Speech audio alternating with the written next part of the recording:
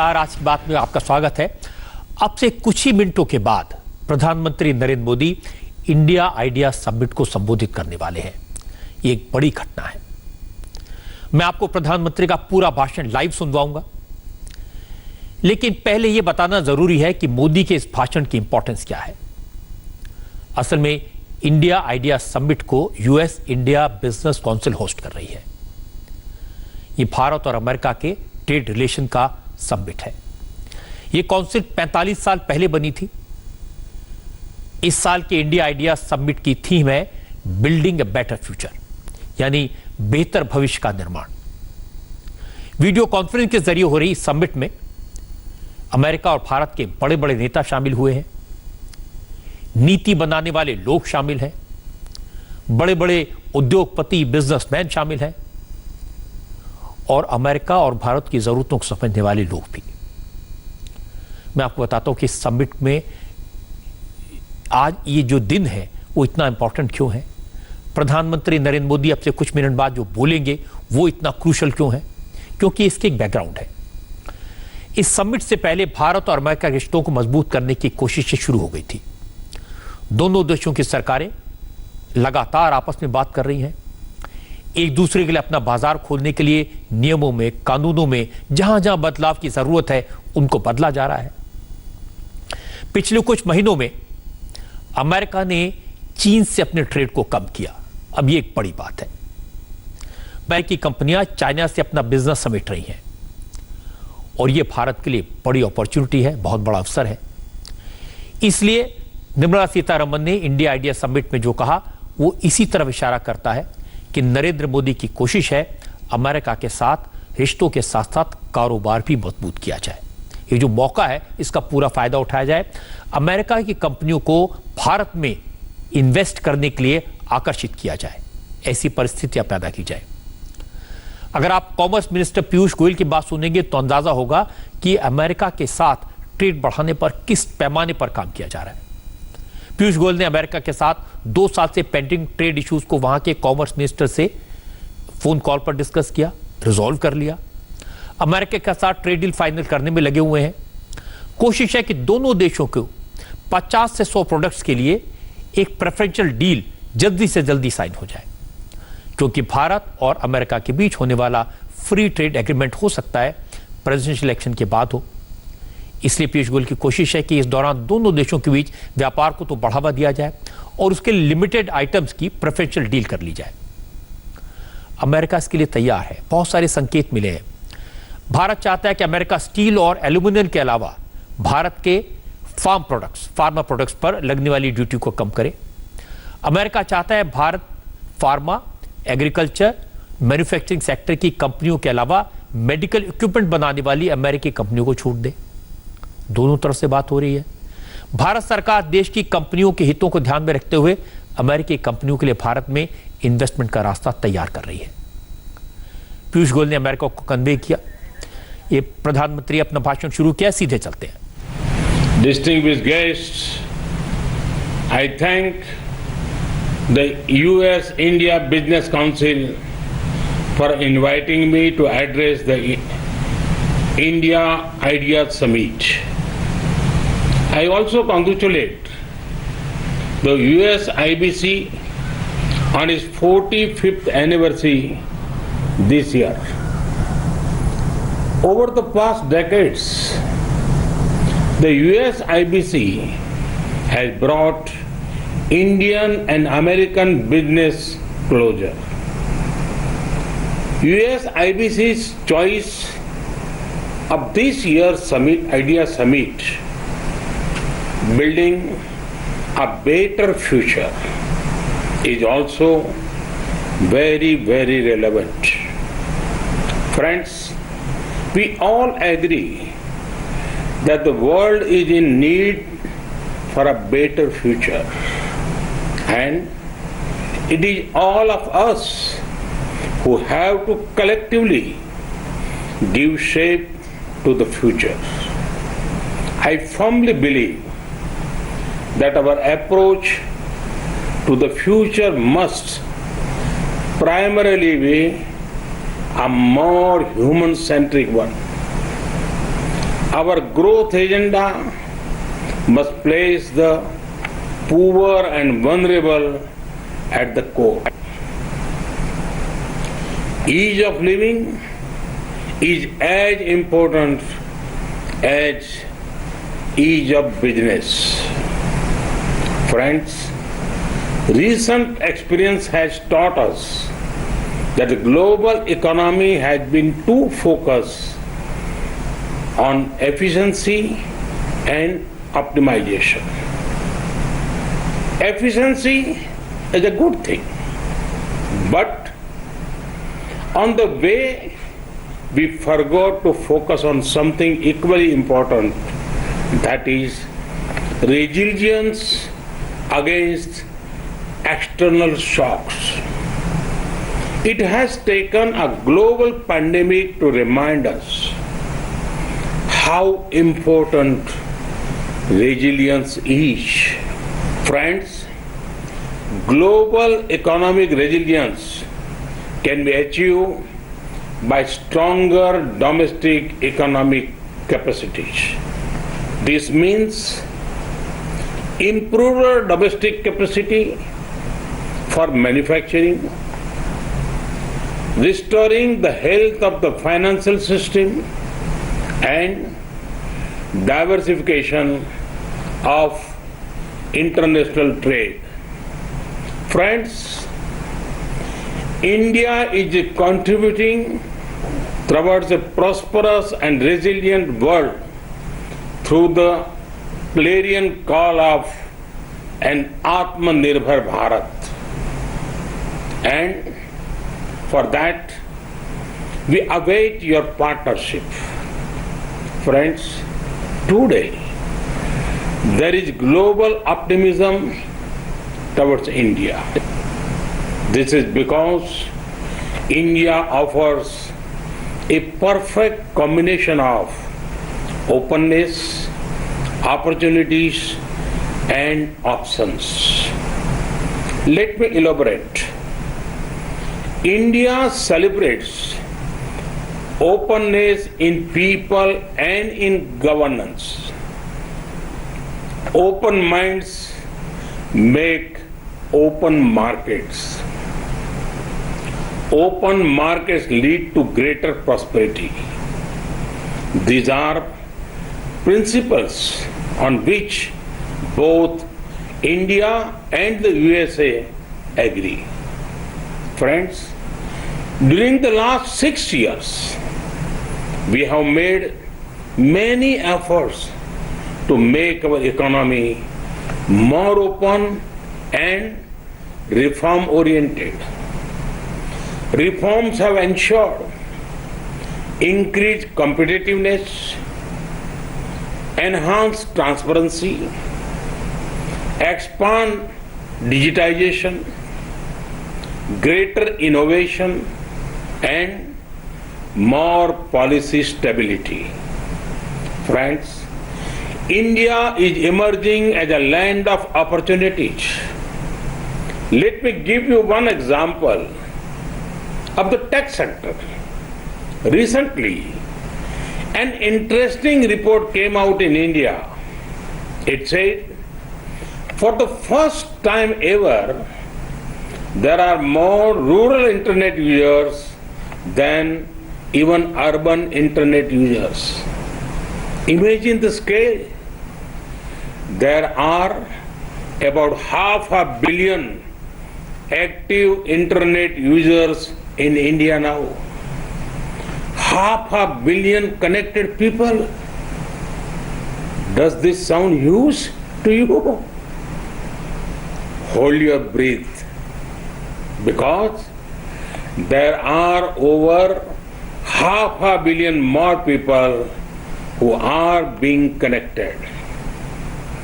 Opportunities in technology also include opportunities in frontier technologies of 5G, big data analytics, quantum computing, blockchain, and Internet of Things. Friends, the options to invest in India are extensive. India invites you to invest in the hard work of our farmers. India has done historic reforms in the agriculture sector recently.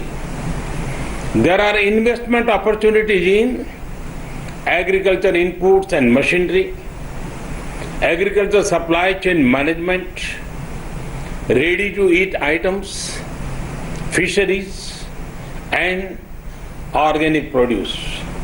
India's food processing sector is expected to be worth over $500 billion by 2025.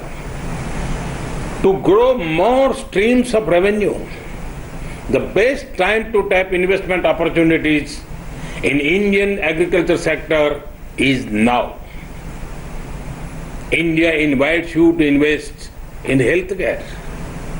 The healthcare sector in India is growing faster than 22% every year.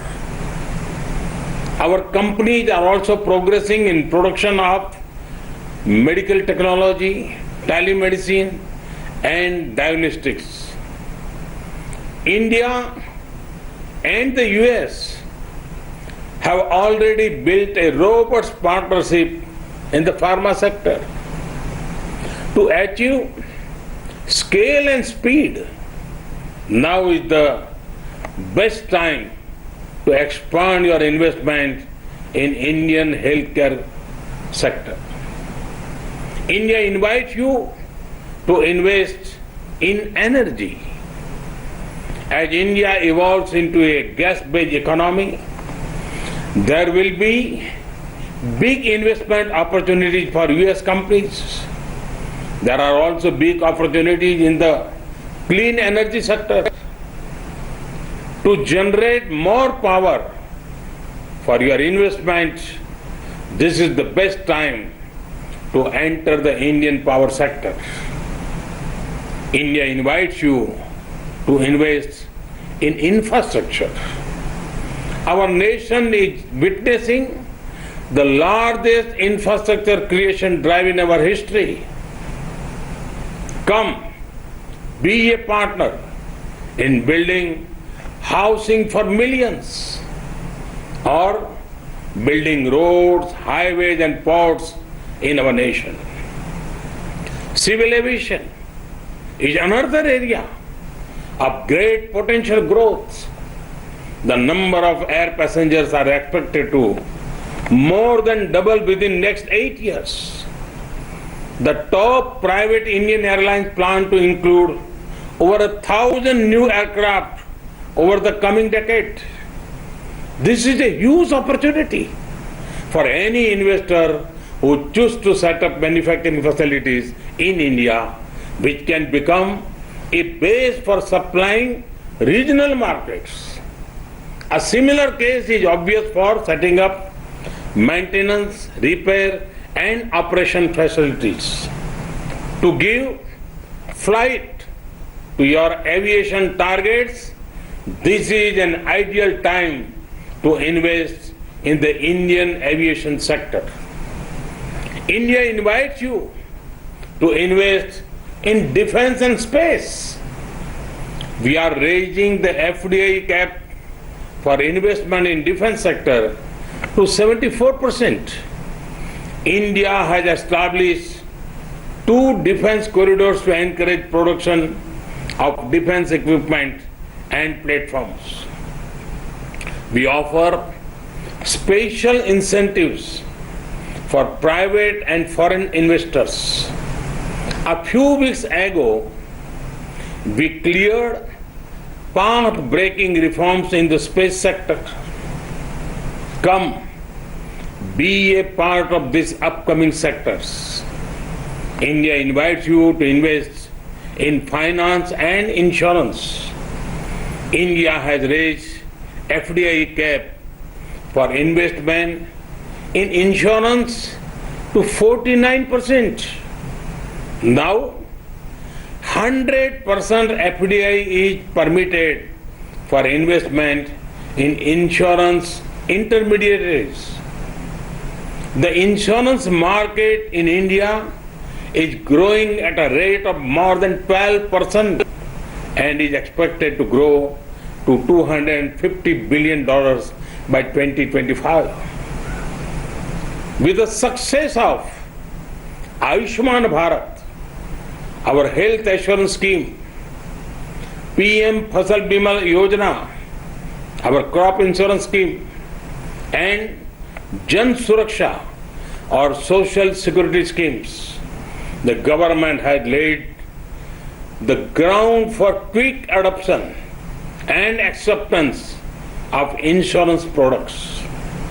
There are large untapped opportunities for increasing insurance cover in health, agriculture, business, and life insurance. To generate long-term and assured revenues, the Indian insurance sector is one of the best investment options right now. I have given you a few options, and that too without any consultancy fees. Friends, when the markets are open, when the opportunity is high and the options are many, can optimism be far behind? You can see the optimism when India rise in key business ratings, particularly the ease of doing business rating of the World Bank. Investment is the best show of confidence. Every year we are reaching record highs in FDI. Each year is significantly higher than the earlier one. FDI inflows in India in 2019-20 were $74 billion. This is an increase of 20% from the year before that. Friends, in US IBC informed that pledged investment from the US has already crossed $40 billion this year. Also, see what has happened even during the ongoing pandemic. In the middle of COVID, India has attracted foreign investment of more than $20 billion between April and July 2020. But India offers many more opportunities.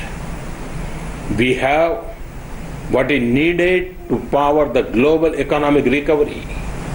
Friends, the rise of India means a rise in trade opportunities with a nation that you can trust, a rise in global integration with increasing openness, a rise in your competitiveness with access to a market which offers scale, and a rise in your returns on investment with the availability of skilled human resources.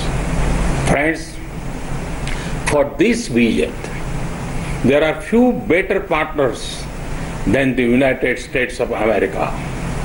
India and the USA are two vibrant democracies with shared values. We are natural partners. Thus, US-India friendship has scaled many heights in the past.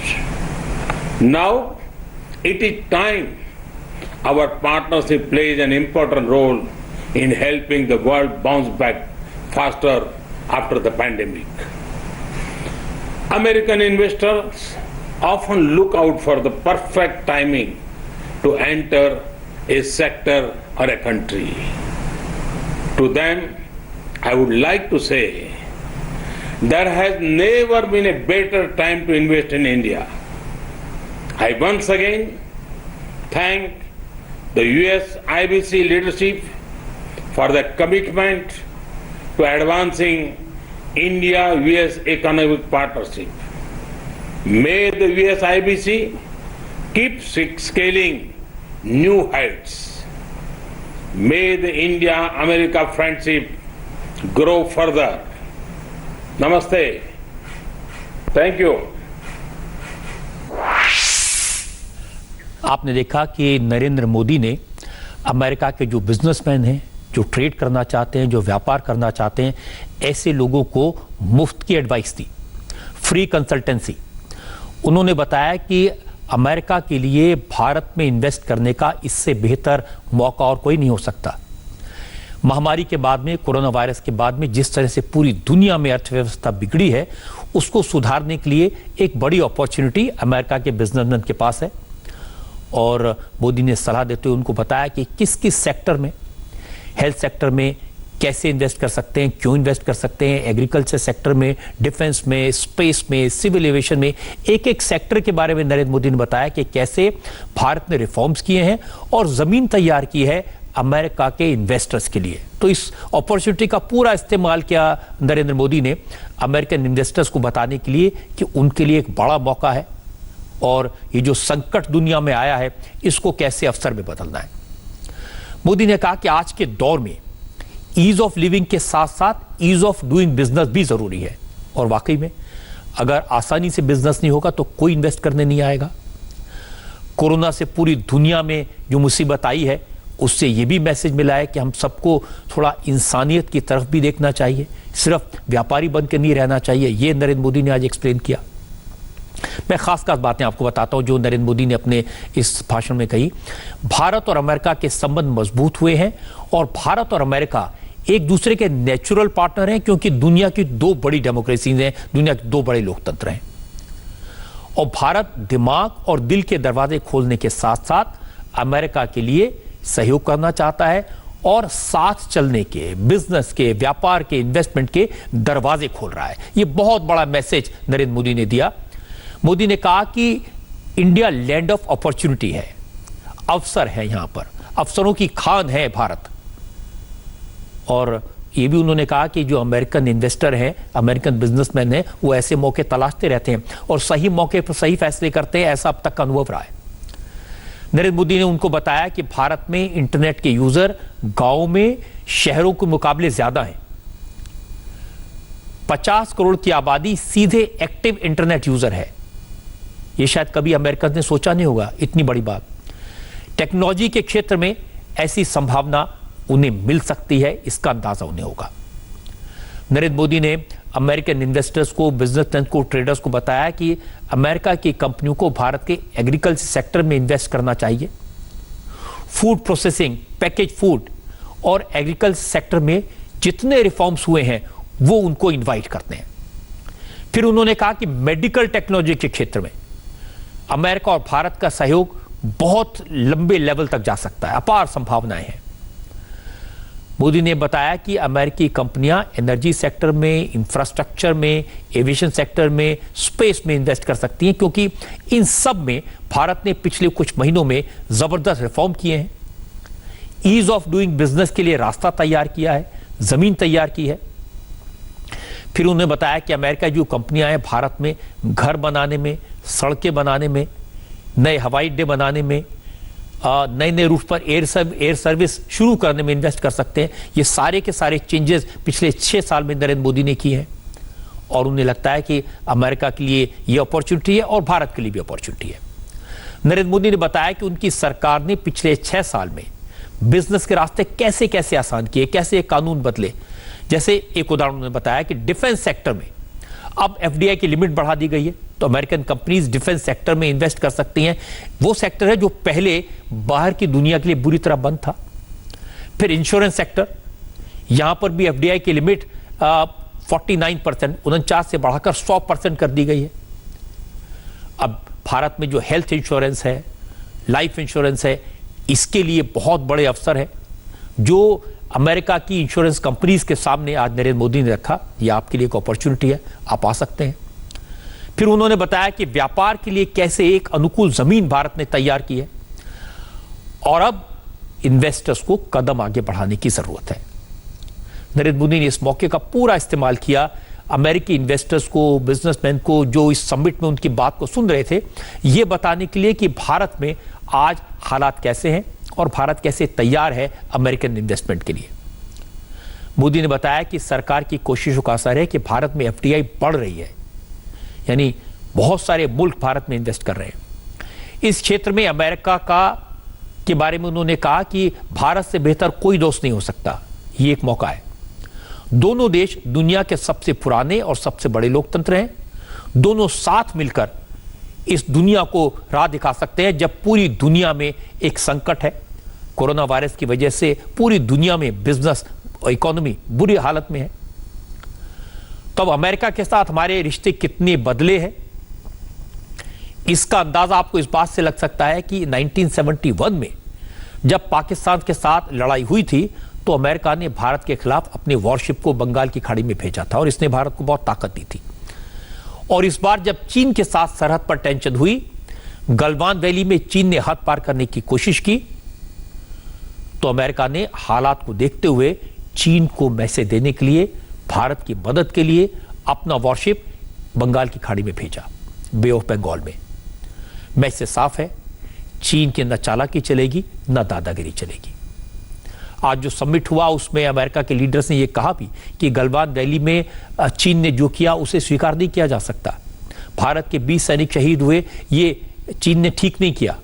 और साथ में यह भी कहा कि जो 29 app बंद किए भारत ने अच्छा काम किया। तो भारत और अमेरिका की जो रणनीतिक साझेदारी है वो कैसे बढ़ी है, इसका अंदाजा मैं आपको बता रहा हूं। अमेरिका नए और मॉडर्न हथियार भारत को दे रहा है। अब तक भारत की डिपेंडेंस रशिया पर रही है, लेकिन अब अमेरिका की नीति साफ है, उसे चीन को ठिकाने लगाना है। और इस बात का एहसास है कि इस पूरे खेल में भारत एक बड़ी भूमिका अदा कर सकता है। भारत एक बड़ी सुपर पावर है, बड़ी ताकत है। नरेंद्र मोदी और डोनाल्ड ट्रंप के बीच में करीबी संबंध कितने हैं ये हम जानते हैं। जब नरेंद्र मोदी अमेरिका गए थे तो ट्रंप ने इतने इनफॉर्मल तरीके से उनके साथ बात की थी। जब ट्रंप भारत आए, नमस्ते ट्रंप, जब उन्होंने लाखों लोगों की भीड़ देखी तो नरेंद्र मोदी से अभिभूत हो गए। और अमेरिका में बार बार इसका जिक्र करते हैं कि कितने मिलियन लोग उन्हें देखने आए। और दूसरी तरफ चीन ने भारत के साथ दोस्ती की बात की, लेकिन पीठ में छुरा फूंक दिया। सरहद पर हमारे 20 जवान शहीद हुए, भारत इसको कभी भूल नहीं पाएगा। और इसका एहसास नरेंद्र मोदी को है। इसलिए आज की परिस्थिति में नरेंद्र मोदी मानते हैं कि भारत और अमेरिका का साथ आना जरूरी है। आज के समिट में अमेरिका ने गलवान घाटी में चीन की हरकत की निंदा की। और जैसा मैंने आपको बताया कि अमेरिका ने कहा कि भारत ने चीन के 59 ऐप पर पाबंदी लगाकर एक अच्छा काम किया। अब अमेरिका मानता है कि चीन ने अमेरिका के लोगों को कोरोना का वायरस दिया और भारत ने वायरस से बचने की दवाई दी। यह पहली बार हुआ है कि अमेरिका ने भारत से दवा मांगी और भारत ने वो पहुंचाई। असल में कोरोना के संकट ने भारत और अमेरिका को काफी करीब लाया है, इसमें काफी मदद की है। और नरेंद्र मोदी ने पिछले 6 साल में जिस तरह से अमेरिका से संबंध मजबूत किए, पहले ओबामा से, बाद में ट्रंप से जिस तरह से उन्होंने पर्सनल रिश्ते बनाए, इसका असर आज के समिट में दिखाई दिया। नरेंद्र मोदी ने कहा कि कोरोना के दौर का भी भारत ने अच्छे से मुकाबला किया। इस आफत को भारत ने अवसर में बदला और अब देश की अर्थव्यवस्था को बदलना है। अमेरिकी इन्वेस्टमेंट भारत में आएगा तो भारत की इकोनॉमी को मजबूती मिलेगी। नरेंद्र मोदी ने कोरोना का जिक्र किया, महामारी से लड़ने में कैसे पूरी दुनिया को एक आना है। और वाकई में कोरोना ने पूरी दुनिया के समीकरण बदल दिए हैं। कोरोना का वायरस चीन से फैला, चीन को तो काबू में करने में कामयाबी मिल रही है और यह आश्चर्य है कि चीन कैसे इसको काबू कर पा रहा है। लेकिन कोरोना को काबू करने में भारत में उतनी सफलता नहीं मिली है, पूरी दुनिया में सफलता नहीं मिली है। सच तो यह है कि पूरी दुनिया में कोरोना के मरीजों की संख्या बढ़ती जा रही है। आज का नंबर अगर आप देखें तो 1.5 करोड़ से ज्यादा हो गई है। हमारे देश में कोरोना से इन्फेक्टेड लोगों का आंकड़ा अगर देखेंगे तो वो 12 लाख को पार कर गया है। पिछले 24 घंटे में 37,000 से ज्यादा नए मरीज सामने आए हैं। लेकिन लोग हालात की गंभीरता को अब भी समझने को तैयार नहीं है। आज मुंबई के पास ठाणे से जो वीडियो मेरे पास आए वो हैरान करने वाले हैं, परेशान करने वाले हैं। ठाणे में जिस होटल को कोरोना पॉजिटिव पुलिस वालों के लिए क्वारंटीन सेंटर बनाया गया था, उस होटल के कमरे में बर्थडे पार्टी हो रही थी। लड़के और लड़कियां मिलकर सेलिब्रेट कर रहे थे।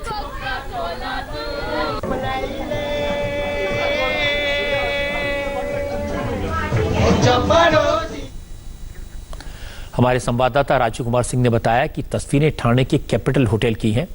18-19 जुलाई की रात है। शुभम नाम के लड़के ने होटल में 7 रूम बुक कराए थे। रात को होटल के एक बड़े कमरे में पार्टी हुई और अगले दिन सुबह सभी लड़के और लड़कियां होटल से चले गए। होटल में लड़के लड़कियां बर्थडे पार्टी करें, कोई गलत बात नहीं है, किसी का बर्थडे है, सबको सेलिब्रेट करने का हक है। लेकिन परेशानी क्या हुई? इस होटल को म्युनिसिपल कॉरपोरेशन ने क्वारंटीन सेंटर डिक्लेयर किया हुआ है। होटल में कुल 32 कमरे हैं। इनमें से 25 कमरे ठाणे के पुलिस वालों और डॉक्टर्स के रहने के लिए रिजर्व किए गए थे। इन कमरों का इस्तेमाल क्वारंटीन सेंटर के तौर पर हो रहा था, कोरोना वॉरियर्स के लिए, डॉक्टर्स के लिए, पुलिस के लिए। लेकिन आश्चर्य की बात है कि बाकी 7 कमरे होटल मैनेजमेंट ने इस पार्टी के लिए दे दिए। इस घटना के बारे में जाहिर है पुलिस से सवाल पूछे गए तो ठाणे पुलिस ने पेंडेमिक एक्ट, सोशल डिस्टेंसिंग, इन सब को तोड़ने और आईपीसी के धाराओं के तहत 6 लड़कों और 5 लड़कियों के खिलाफ केस दर्ज कर लिया। पुलिस का कहना है कि इस होटल में कोरोना के मरीजों का इलाज करने वाले डॉक्टर्स के रहने का इंतजाम था। 19 तारीख को रात में 1 से 2 बज के बीच में का ये वीडियो आया था, वायरल हुआ। 20 तारीख को वायरल हुआ। तो जांच पड़ताल करने के बाद उनका वीडियो रिकॉर्डिंग वगैरह पूरा हम लोग उसका स्टडी करने के बाद उसमें से जो आरोपी थे उसमें 6 लड़के और 5 लड़कियां थी। किसी का एक लड़की का बर्थडे था तो उन्होंने 7 रूम बुक कर रखी थी उसमें। अभी प्राथमिकता में जो सोशल डिस्टेंसिंग का और जो कोप्टा का कार्रवाई था तो जिन्होंने किया उनके ऊपर ही किया गया। सीसीटीवी फुटेज लिया है, उनका जो रजिस्टर है उसका भी ये लिया है। अगर उनका इन्वॉल्वमेंट सीसीटीवी पूरा स्टडी करने के बाद अगर उनका इन्वॉल्वमेंट दिखता है या होता है, उसमें इन्वॉल्वमेंट समझ में आता है तो उन पर निश्चित कार्रवाई की जाएगी।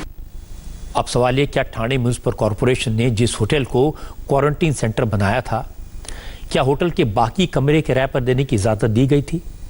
ठाणे म्युनिसिपल कॉरपोरेशन के डिप्टी कमिश्नर संदीप बालवी ने जो बात बताई वो और हैरान करने वाली है। संदीप बालवी ने बताया इस होटल में डॉक्टर नहीं रह रहे थे। होटल उन पुलिस वालों के लिए बुक था जो कोरोना पॉजिटिव हैं और एसिम्प्टोमेटिक हैं, यानी होटल में कोरोना के मरीज रह रहे थे जिनके सिम्टम्स नहीं थे।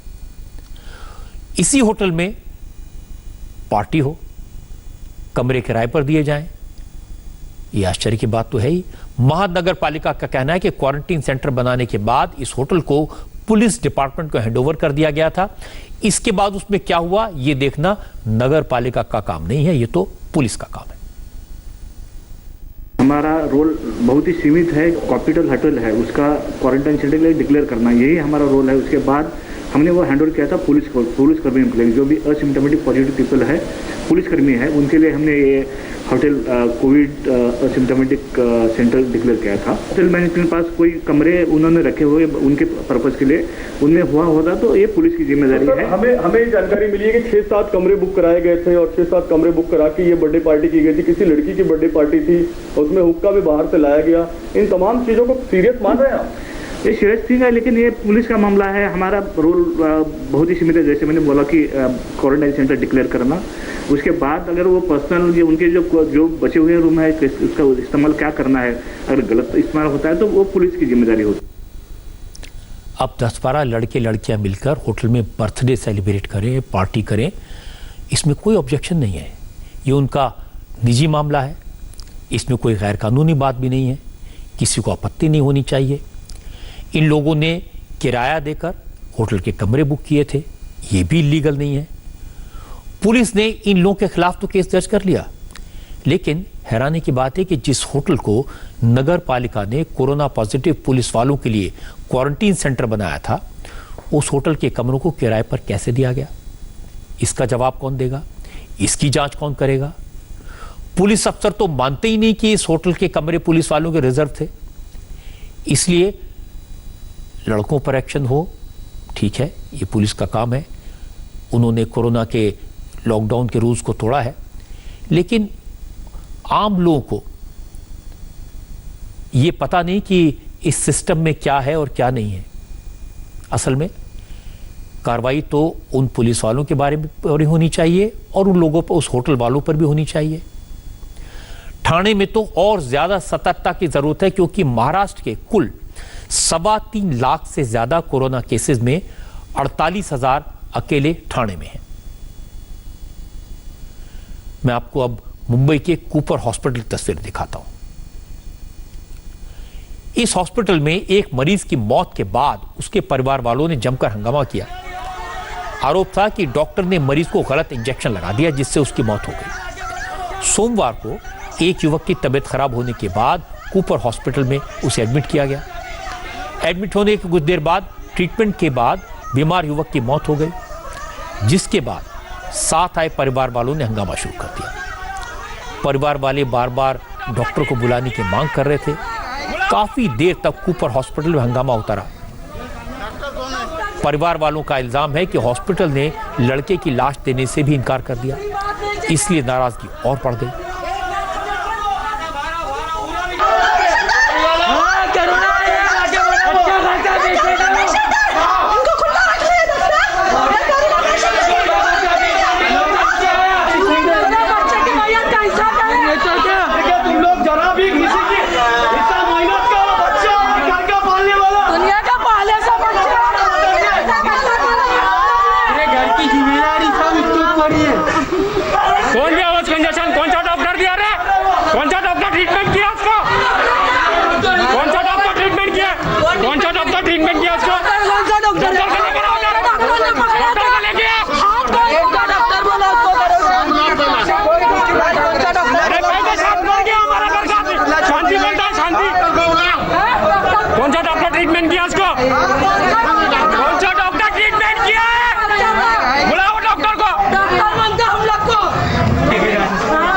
ऐसा लेके जाने नहीं देंगे लोग, लेके तो घर पे जाएंगे उसको लेके। बुलाओ डॉक्टर को। डॉक्टर मानते हम लोग को। डॉक्टर कौन है? डॉक्टर चाहिए। कहाँ रखे लोग? डॉक्टर चाहिए हम लोग को। दूसरी बात नहीं चाहिए आज। जाहिर है जिस व्यक्ति की मौत होती है उसके परिवार वालों को, रिश्तेदारों को, दोस्तों को गुस्सा आता है, लेकिन हॉस्पिटल में जाकर हंगामा करना, ये पूछना कि किस डॉक्टर ने इलाज किया उसको सामने लाओ, इसे जस्टिफाई नहीं किया जा सकता। हमने इस मामले में बीएमसी से पूछा। बीएमसी ने बताया कि 19 जुलाई की देर रात युवक को हॉस्पिटल लाया गया था। उसके मुंह से खून निकल रहा था। डॉक्टर ने तुरंत युवक का इलाज शुरू किया। उसकी एक्सरे रिपोर्ट से पता चला कि लड़के को क्रिटिकल कंडीशन वाला निमोनिया था, कोरोना होने की आशंका थी।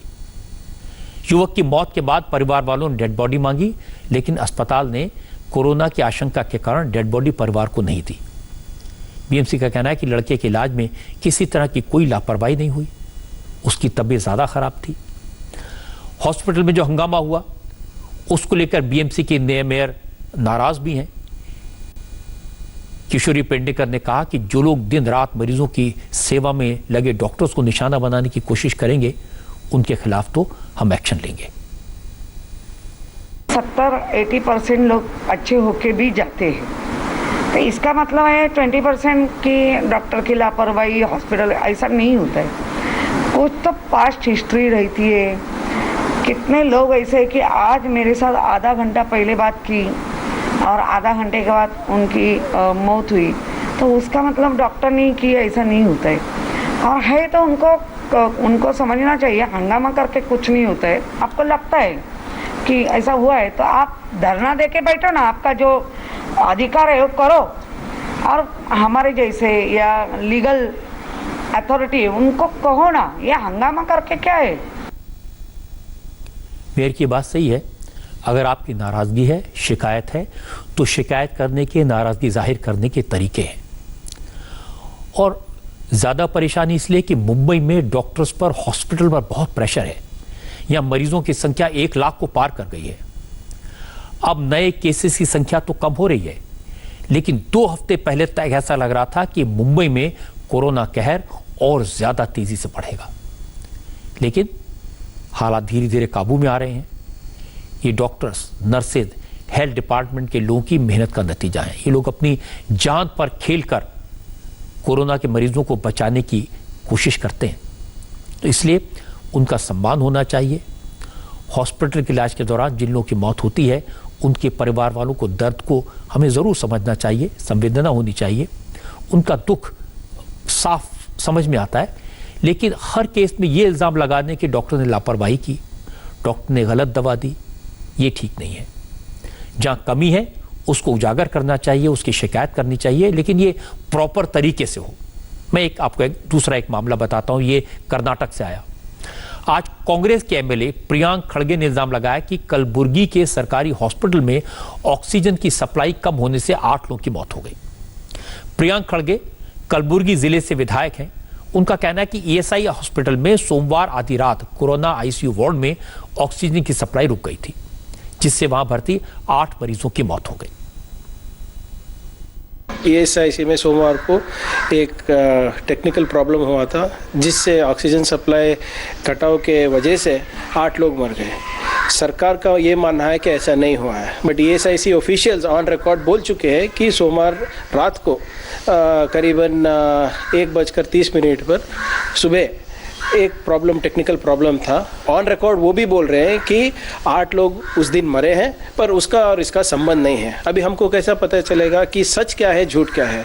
ये सरकार सिर्फ बेंगलोर में इंटरेस्टेड है। यहाँ 8 कोरोना मंत्री को नॉमिनेट किया है, बाकी के कर्नाटक में लोग कैसे भी मरे, कैसे जिंदा है, बचे हैं, कोई पूछने वाला नहीं है। हमारे संवाददाता टी राघवन का कहना है कि यह बात सही है कि कलबुर्गी के ईएसआई हॉस्पिटल में ऑक्सीजन की सप्लाई कम हुई थी। उसी दिन 8 मरीजों की मौत भी हुई थी और यह मामला गंभीर है। अब हमने कर्नाटक सरकार से पूछा, ईएसआई हॉस्पिटल से पूछा, तो हॉस्पिटल के डायरेक्टर डॉक्टर नागराज ने कहा कि जो प्रियांक खड़गे के आरोप हैं वो ठीक नहीं है। ईएसआई हॉस्पिटल ने दावा किया कि किसी मरीज की मौत ऑक्सीजन की कमी से नहीं हुई।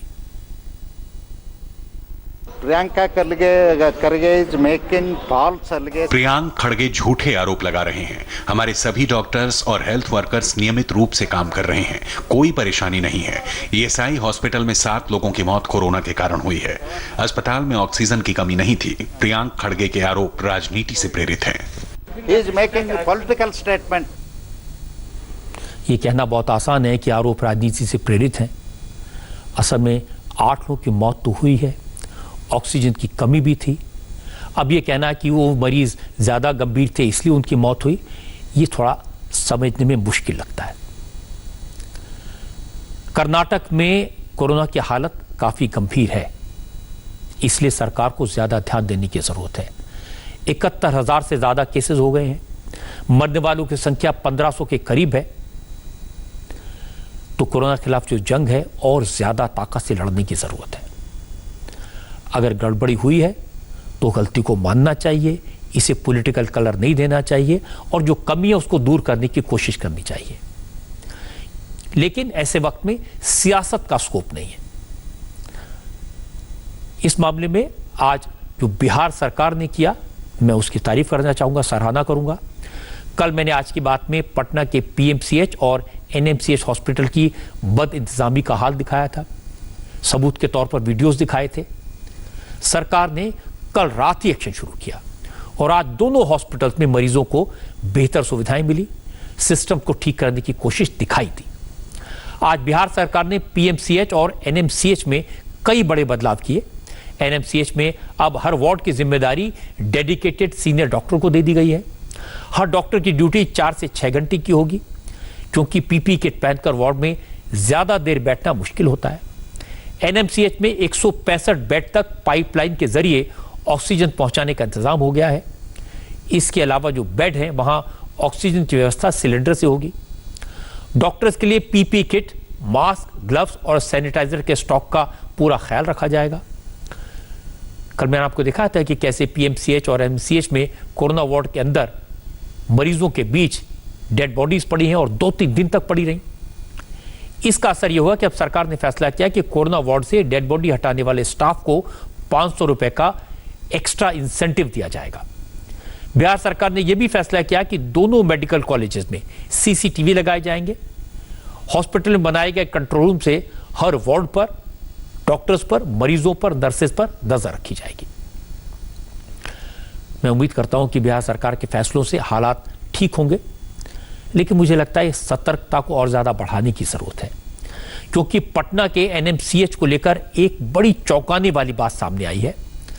पता यह चला है कि एनएमसीएच में कोरोना से मरने वाले मरीज का शव उसके परिवार वाले चुपचाप अपने साथ लेकर जा रहे हैं, जो प्रोटोकॉल के बिल्कुल खिलाफ है। हमारे संवाददाता नीतीश चंद्र ने कुछ तस्वीरें भेजी हैं। इन तस्वीरों में दिखाई दे रहा है कि परिवार वाले डेड बॉडी को स्ट्रेचर पर रखकर ले जा रहे हैं। यह पेशेंट कल ही भर्ती हुआ था, आज इस मरीज की मौत हो गई। वार्ड में काफी देर तक डेड बॉडी पड़ी रही, कोई लाश उठाने नहीं आया, तो परिवार वाले खुद ही डेड बॉडी लेकर निकल गए। हैरानी की बात है कि एनएमसीएच एडमिनिस्ट्रेशन दावा तो कर रहा है, लेकिन उसे इस बात की भनक तक नहीं लगी। कोरोना पेशेंट की डेड बॉडी परिवार वालों को नहीं सौंपी जाती, ये सबको पता है। इससे कोरोना का इंफेक्शन तेजी से फैल सकता है, खतरा है। लेकिन ये तस्वीरें देखकर लगता है न तो लोगों को इसकी फिक्र है, न हॉस्पिटल में इतनी सख्ती कि लोगों को डेड बॉडी ले जाने से रोका जाए। इसलिए इस पर और ध्यान देने की जरूरत है। जो सुधार किए हैं और उनको बेहतर बनाने की जरूरत है। बिहार के बगल में उत्तर प्रदेश है। उत्तर प्रदेश में अब तक हालात कंट्रोल में रहे हैं, लेकिन अब जो खबरें आ रही हैं, कोरोना के मरीजों की संख्या बढ़ रही है। आपको याद होगा गाजियाबाद में 2 दिन पहले एक रिपोर्टर को कुछ क्रिमिनल्स ने सरेआम गोली मार दी थी, चारों तरफ से घेर के। ऐसे वक्त में जब उसकी 2 छोटी-छोटी बेटियां उसके साथ थी, आज उस रिपोर्टर की डेथ हो गई, उसने दम तोड़ दिया। पुलिस ने इस मामले में 9 लोगों को गिरफ्तार किया। छोटू नाम के जिस लड़के ने इस रिपोर्टर विक्रम जोशी पर गोली चलाई थी, वो भी पुलिस की गिरफ्त में आ गया। एक आरोपी अभी भी पुलिस की पहुंच से बाहर है। और इसके साथ लापरवाही बरतने के मामले में चौकी इंचार्ज को सस्पेंड कर दिया गया। जांच की तो पता चला कि इलाके के कुछ लड़के विक्रम की भांजी के साथ छेड़छाड़ कर रहे थे। विक्रम जोशी ने 16 जुलाई को विजयनगर पुलिस स्टेशन में लड़कों की शिकायत की थी, लेकिन पुलिस ने शिकायत तो दर्ज कर ली, लेकिन कोई एक्शन नहीं लिया। और अगले दिन लड़की की मां ने एसएसपी को चिट्ठी लिखी। आरोपी इस इलाके के क्रिमिनल थे, नाराज हो गए और 20 जुलाई की रात को उन्होंने विक्रम जोशी पर हमला किया। पहले उनकी पिटाई की, फिर गोली मार दी। और जिस वक्त विक्रम को गोली मारी, उनकी दोनों बेटियां उनके साथ थी।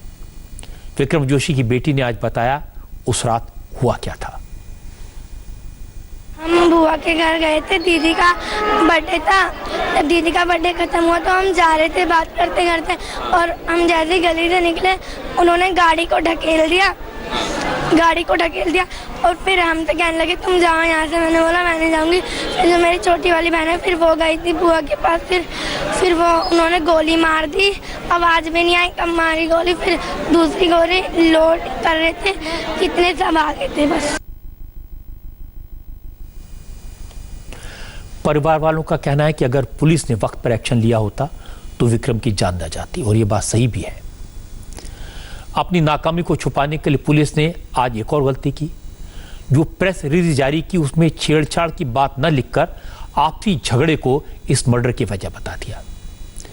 जब इसके बारे में एसएसपी से सवाल पूछे गए तो उन्होंने कहा कि इन सब गलतियों के कारण चौकी इंचार्ज के खिलाफ एक्शन हुआ है। दूसरी तरफ चीफ मिनिस्टर योगी आदित्यनाथ ने विक्रम के परिवार की मदद का ऐलान किया। विक्रम जोशी के परिवार वालों को 10 लाख रुपए का मुआवजा दिया जाएगा, उनकी वाइफ को नौकरी दी जाएगी, साथ ही उनके बच्चों की फ्री एजुकेशन मिलेगी।